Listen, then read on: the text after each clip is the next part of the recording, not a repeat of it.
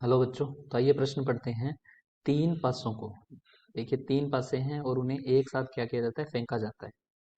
तीन पासों को एक साथ फेंका जाता है। तीनों पासों पर दो आने की प्रायिकता हमें ज्ञात करनी है, यानी कि तीनों के तीनों पासे हैं, उनको जब फेंकेंगे तो दो आना चाहिए।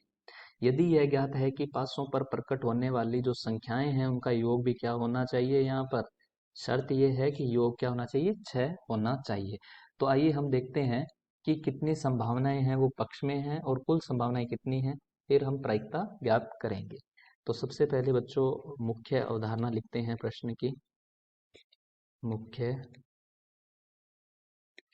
अवधारणा, तो बच्चों मुख्य अवधारणा क्या रहेगी, देखिए जो प्रायिकता होती है, प्रायिकता किसी भी घटना के घटित होने की प्रायिकता क्या होती है, उस घटना के अनुकूल परिणाम, अनुकूल परिणाम बटे क्या होंगे, कुल संभावित परिणाम, या आप लिख सकते हैं कुल परिणाम।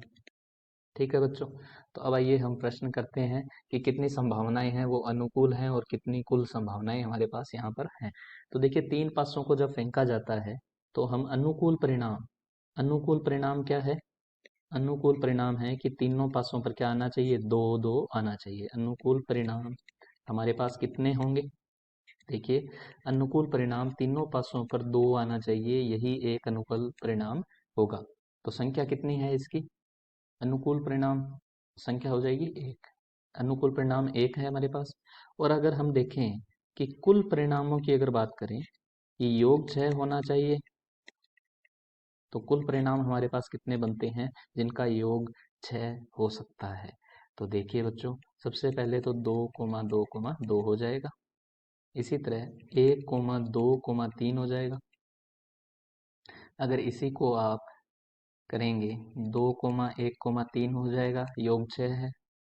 फिर 3,2,1 हो जाएगा।